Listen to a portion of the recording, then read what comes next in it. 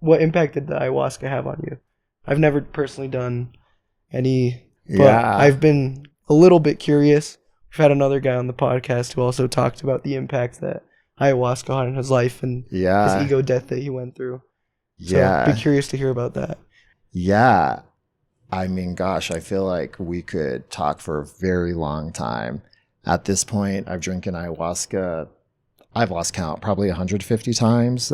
So it's a pretty core foundational aspect of my way of being. I consider it a sacrament. I consider it a spiritual tool for introspection and growth. And everyone's ayahuasca experience is going to be very personal and unique to them. And I was provided a lot of opportunities to see who I was, who I am, and given the opportunity to change if I wanted to. I'm a very different person. We're all changing moment to moment, but I'm very different than I was a decade ago. A little bit softer, a lot lighter. And so what did ayahuasca do for me? Shook me up. Yeah. What was that like? Like, what does that shaking up feel like? It depends on the night. Mm-hmm. But trying to hold it all together, having your complete ego and identity ripped away from you, confronting, aspects of myself that I hated. Like, I remember something that a mentor friend of mine said, you don't have to like all aspects of yourself, but you do have to learn how to love them. And loving all parts of yourself is different than liking them. So learning how to be friendly with myself, less aggressive. Self-aggression is the root of a lot of terrible things on planet Earth. It's where wars come from. What were some of those things that you kind of didn't like about yourself when you were younger?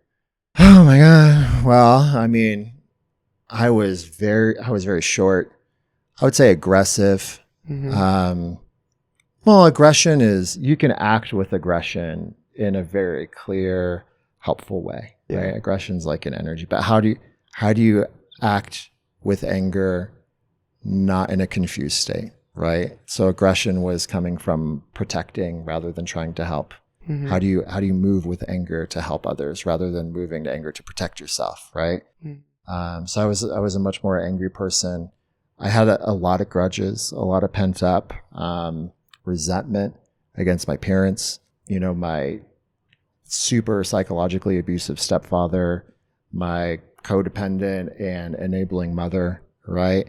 And it took a lot of work to even get to the place of being able to see how screwed up my entire situation was. And therapy was so instrumental in all of this as well.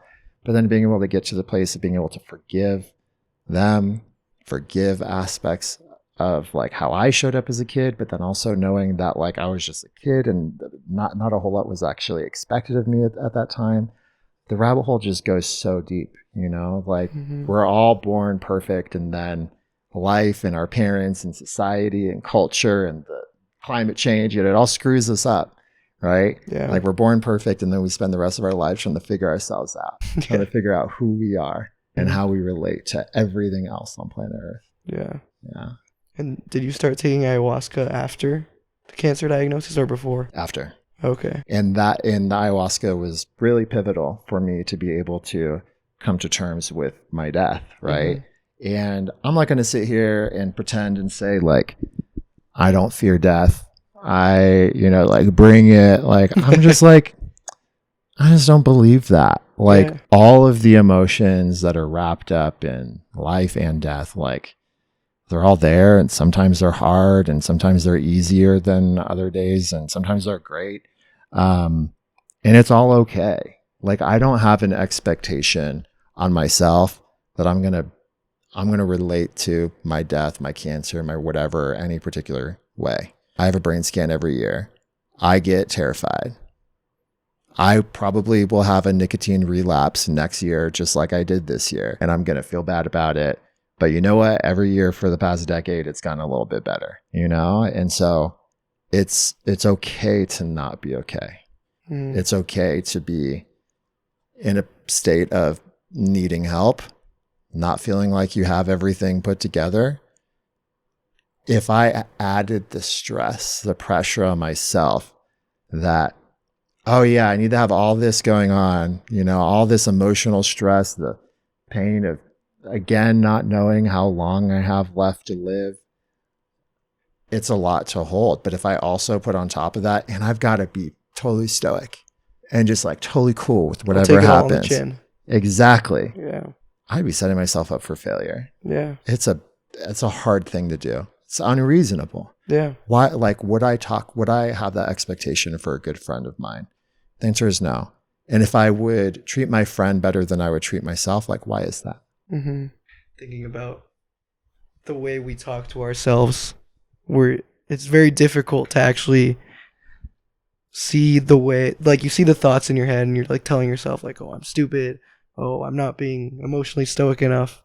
And if you were actually to say those out loud and anybody heard those, be like, yo, like, what's going on there? Like, are you okay? You're not treating yourself very well, right? If you said that to anyone else, everyone would be like taken aback, right? Yeah. I really like what Jordan Peterson has to say about this. And just like FYI, I think Jordan Peterson says a lot of crazy stuff too. He does. But he does say some things occasionally where I'm like, dude's got a point. He said, most people treat themselves worse than they would treat their dog. Yeah. Don't you think you deserve to like live a life at least as good as your dog?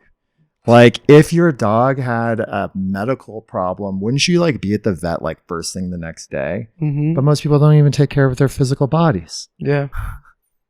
And like, you'd be treating the dog well, you'd be giving it food, good food, you'd be doing all these things. Exactly. And what are you doing for yourself? Exactly. And that's just so much of my focus day to day is my own physical health care. Mm-hmm. I mean, I have a spreadsheet with all of my providers. I've got, I think, somewhere between 20 and 30. Mm-hmm. My full-time assistant, she's easily spending between 5 and 10 hours a week just on medical related stuff for me, Yeah. because I have to. Yeah. I have several chronic conditions now, side effects of the cancer surgery is just one of my chronic conditions. About 70% are fully disabled. Mm-hmm. I have my own database where I keep track of all my blood work. I have over 1,800 blood test results from the past decade that are in there. Like, that shows you how often I have to get blood work for all my crazy stuff.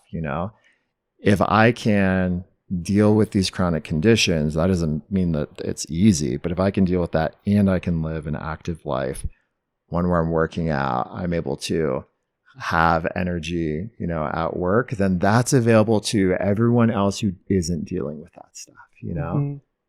Yeah. But I like to think it's not in spite of the adversity, all the BS that I've had to deal with, that I'm living this life that I personally think is pretty incredible. Like, I love the life that I have, but I don't think it's in spite of it. I think it's because of it. Yeah. And I don't wish that onto anyone. I don't wish that anyone else would have to suffer in the way that I suffered. But I also recognize that if it weren't for all of those things, I wouldn't have learned the lessons that I needed to learn in this lifetime, and I wouldn't be where I am today. Yeah. So you have to be grateful for all of the bad that's happened to you.